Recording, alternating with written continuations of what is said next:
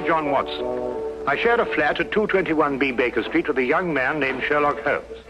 This would normally be a simple statement of simple fact, but I had learned in the first few weeks of our association that the normal process of returning home was in itself an adventure. I never knew what to expect. I seldom expected what I found. I had decided to spend a quiet evening at home, and I was determined not to become involved in any new scheme that Holmes would invent.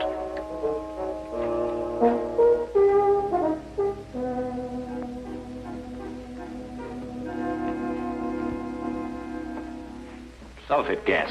Oh? Do you remember the Dietrich case, when the defense tried to prove that no one could produce the deadly poison without a trained chemist? No. Well, I'm going to try it now. With kitchen utensils and a secondary school chemistry book. I knew it could be done. There it is, Watson. Brilliant. Now you've got...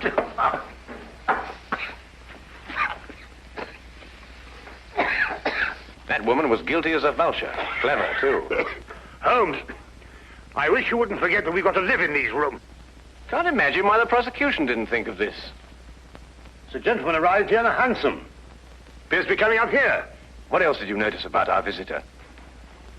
Oh, I don't know. I say about 30-ish, conservatively dressed. A man of modest means. What do you think, Holmes? I don't know. I didn't see him. You did. Oh, yes. Yes, of course. Oh, excuse me. Morning, do come in, will you? Good morning. Is this Sherlock Holmes' flat? Yes, indeed. Oh, sulfate gas. Oh. Mr. Holmes has been experimenting. That's Mr. Holmes. How do you do, Mr. Holmes? How do you do? I must apologize for calling upon you without an appointment, Mr. Holmes, but it is urgent. May I present my friend and colleague, Dr. Watson? How do you do? How do you do? Now then, Mr. Winthrop. Mr. Harvey Winthrop, isn't it? Have we met before, sir? No, but you mustn't underestimate your reputation. Won't you come in? And sit down. Thank you. Over there.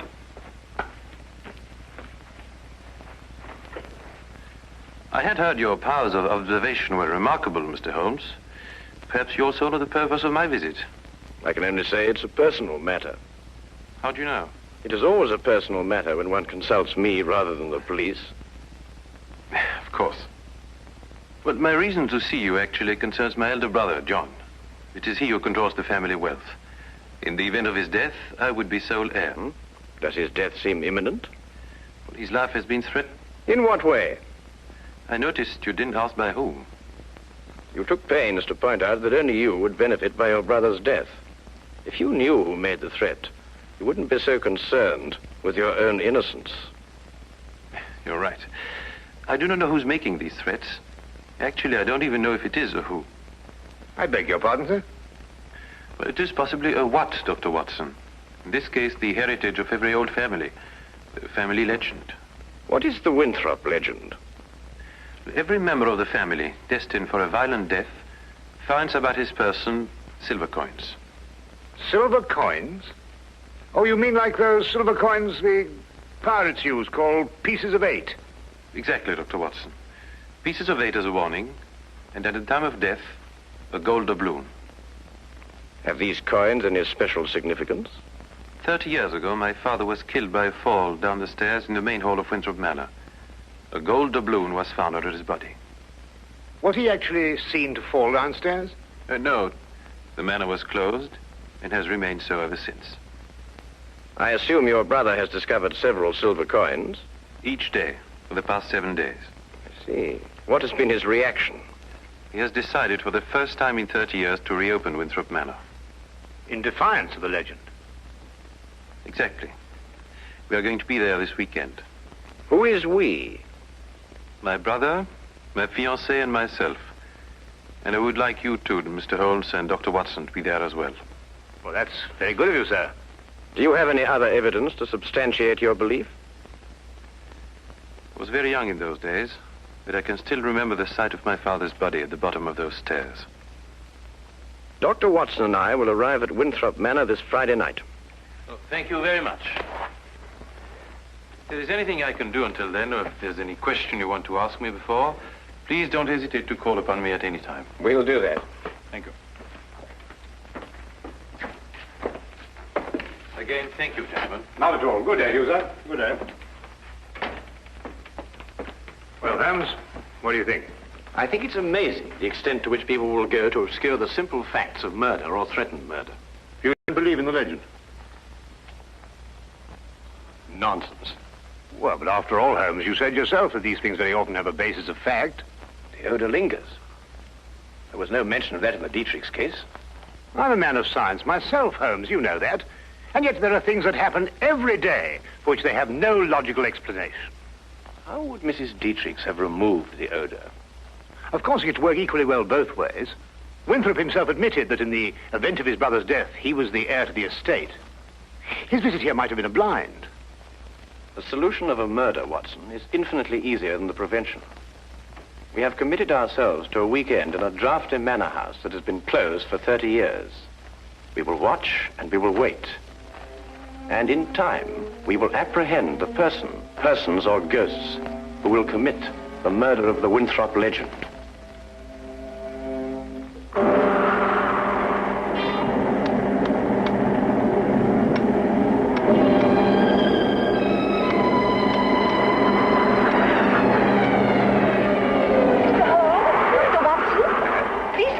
Thank you.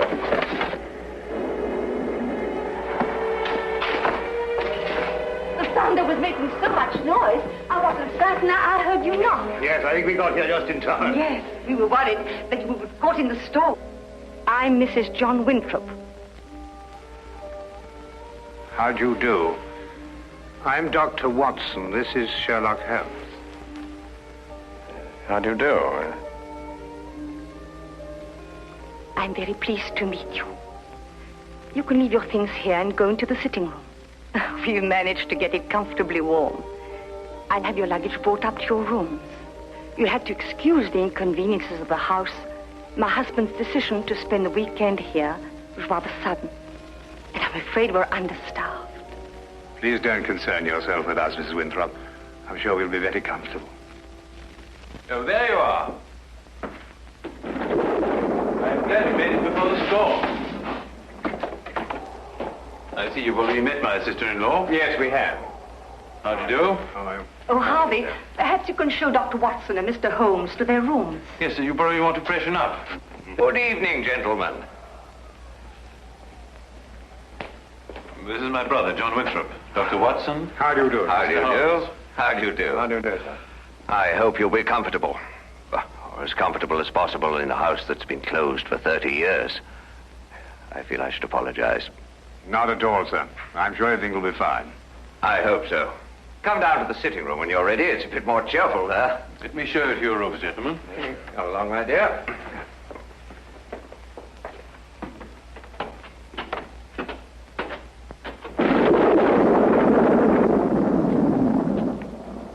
You didn't mention your brother was married. Didn't I? I thought I had. Then surely she would be the heir to the estate if anything should happen to your brother. No, the estate upon his death goes to the next male member of the family. Oh, I see.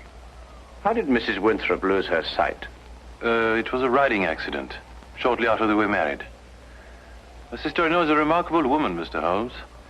She took to her new way of living with cheerfulness and thoroughness. Yes, it's always encouraging to hear of such cases. And it reflects great credit on those surrounding the patient. Oh, Peg, I want you to meet... Dr. Watson. And you must be Sherlock Holmes. Harvey has told me so much about you. Gentlemen, my fiancée, Miss Margaret Hall. How do you do? How do you do, Miss Hall? John and Alice are in the drawing room, darling. We'll be down shortly. All right, darling. I think we're going to have a wonderful weekend, in spite of this old house. Don't keep yourselves from us too long, gentlemen. You're a very lucky man, Mr. Winthrop. She's a lovely girl. As a matter of fact, you know, there's some very good hunting country around here. Do you go in for that sort of thing, Mr. Holmes? On occasion, sir. Not very often, thank you. My wife thinks I'm a bit reckless. She worries about my neck. A glass, my dear. Thank you. That appears to be a preoccupation with more than one member of your family, sir. You mean my brother, too? And the reason for your being here? Nonsense. I said the same thing. And you agree with me? You, too, think it's a lot of rubbish? I don't think we're referring to the same thing, sir. I'm talking about the legend, of course. Ah, I see. May I ask, sir, what precautions you've taken against it? What would one do? How does one fight a myth? Well, what's your opinion, Mr. Holmes? Should I take this matter seriously? You are obviously taking it seriously by defying it.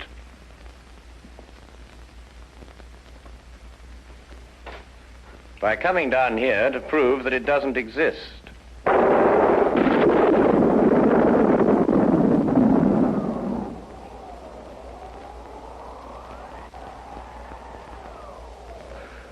Jove, I hadn't thought of it like that.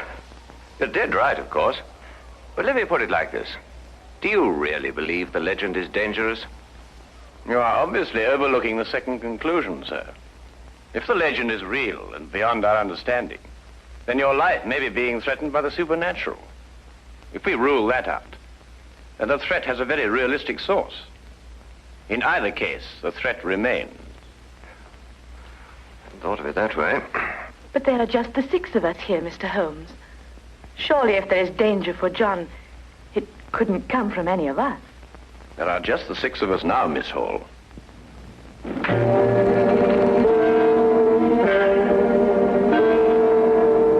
But now there are 7.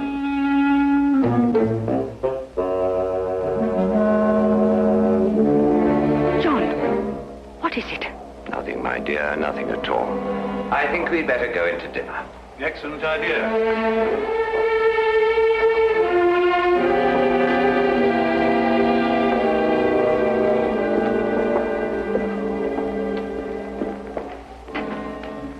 I don't like it, Holmes.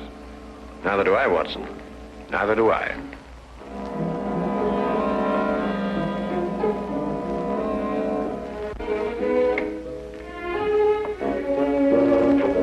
Oh, come in, Watson. Oh, don't be alarmed, old chap. I don't think this contraption has been fired for centuries.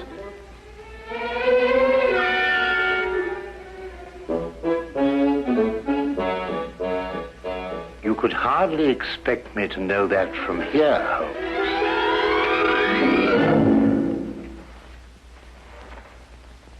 Seems it's working after all.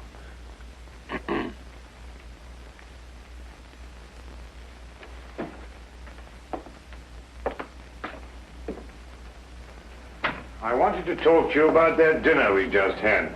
Oh, yes, yes. Excellent, Doc. Don't you agree? Well, it was better than the conversation, or lack of conversation, I grant you. Well, quite natural under the circumstances. Everyone's suspecting things they'd rather not say. What do you make of it, Holmes? Did you realize that young Harvey Winthrop was in love with Alice before she married his brother? Holmes, you're fantastic. How did you determine that? He told me. Oh. Oh, have you got a match, Watson? Yes, I think I should have.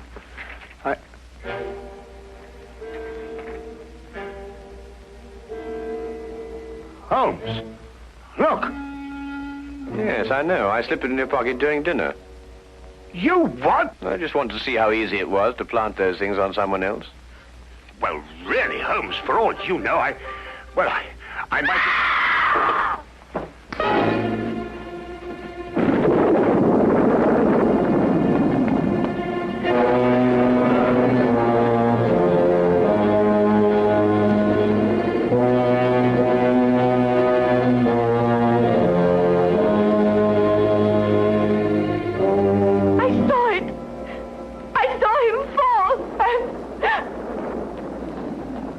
He's dead. Neck broken.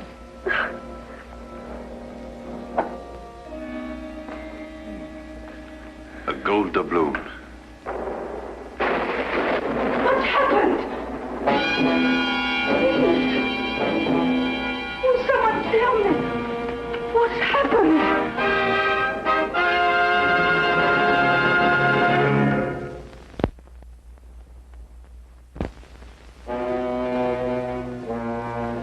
And now, we return to the case of the Winthrop legend.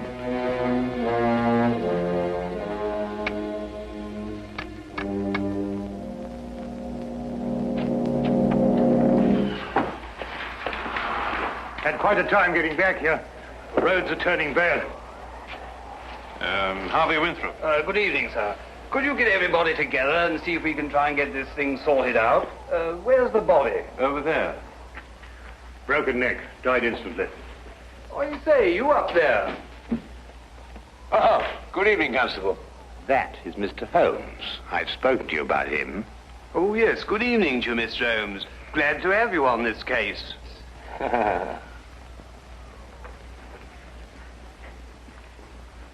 His wife. Been a terrible shock for her. Oh, Mr. Holmes, I'd like to discuss this case with you. I've got several theories. Dr. Watson was telling me coming down in the carriage. I think it would be better if she retired for a while. These will help. Thank you, Doctor. Dr. Watson summarized the legend for me on the way down, but quite frankly, Mr. Holmes, I would say we're opposed to a devilish mind here. Holmes, really? I don't know. What on earth do you think you're doing? A button. At the very least. Observe, Watson, I've almost torn a button loose. Oh, so I should think after all those acrobatics. Are you going to sit like that all evening? And yet the late Mr. John Winthrop fell down a long flight of exceptionally sharp stone stairs without damaging his clothing. What's that? I'd better check. Yes, I think you had. He may not have torn a button, but he suffered some very severe damage to his neck, I'd like to remind you. An indisputable fact, my dear Watson. Well, what are you getting at, Holmes? That's right. Now we're getting somewhere. Come on, Watson, let's examine the situation more thoroughly. The killing blow was struck at the back of the neck, is that right?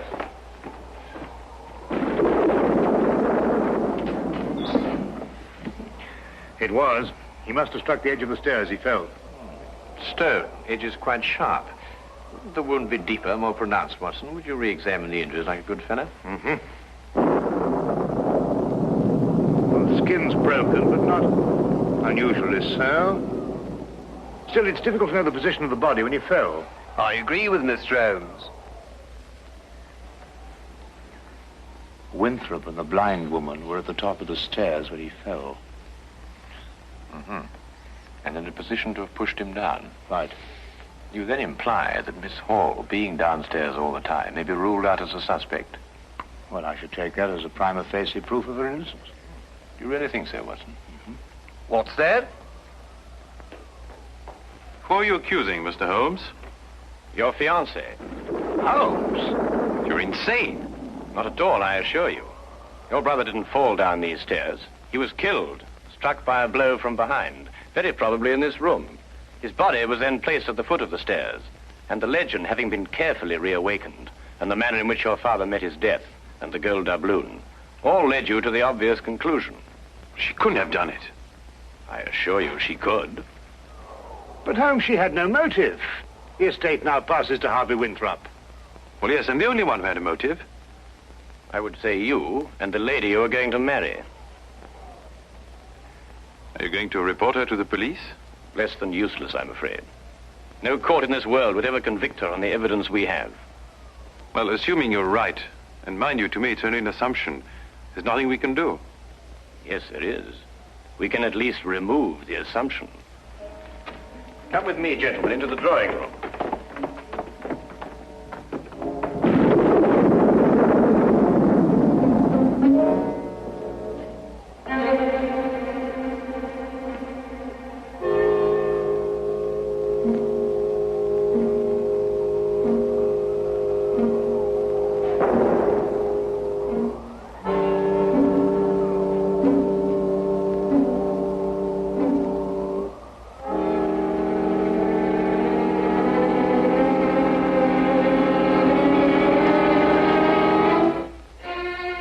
Oh, Constable.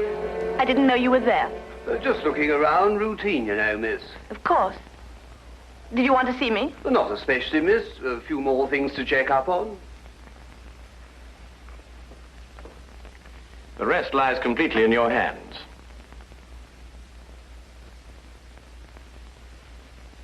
Alice is resting now. Not sleeping, but... Oh, this whole thing is horrible. If you'll forgive us, Dr. Watson has a medical certificate to fill out. Yes, I should attend to that.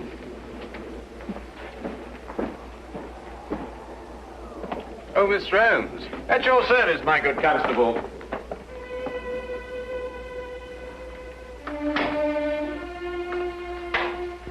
That's Holmes. What a peculiar man. What? Oh, Holmes, yes, he is, isn't he? Peg, Yes? Well, this is difficult to say. What is, darling? In light of what's happened, I think it's best we break off our engagement. Break off? But why? Well, there's certain to be a mess in the papers about all this. Oh, you needn't worry about me, darling. Well, actually, it's Alice I'm thinking of. Alice? Yes, she'll be so terribly alone now. In a way, I feel responsible for her. You love her. You've always loved her. And now that your brother's dead, you... You mustn't think that. There's something else. What else? Why this sudden protective fatherly interest? 10 years ago, Alice and I went riding across the moors. I started a race. Her horse broke away from her and she couldn't stop him. He took a high fence and fell. And Alice became blind. But you can't live with that for the rest of your life. It was an accident. It was unfortunate, but it shouldn't influence our relationship now. I'm afraid it does. To me. John dies and you take Alice. That's funny. That's really ironic. Ironic? What makes you see ironic in such a situation? I don't know. I just meant nothing. Just an expression.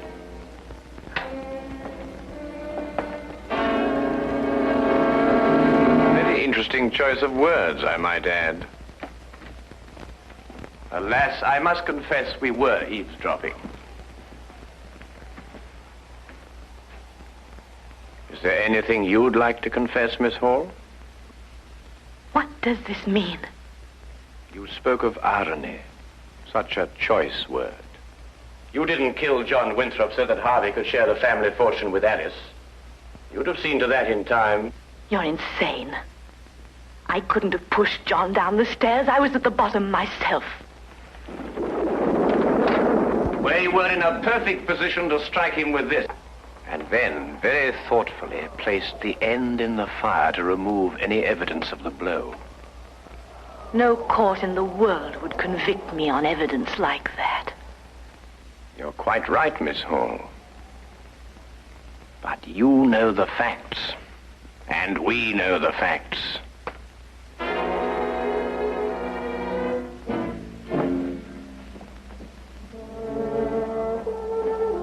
But surely, Holmes, something can be done. I don't think so, Watson. The young lady used her wits and an ancient legend. And a murderess walks free.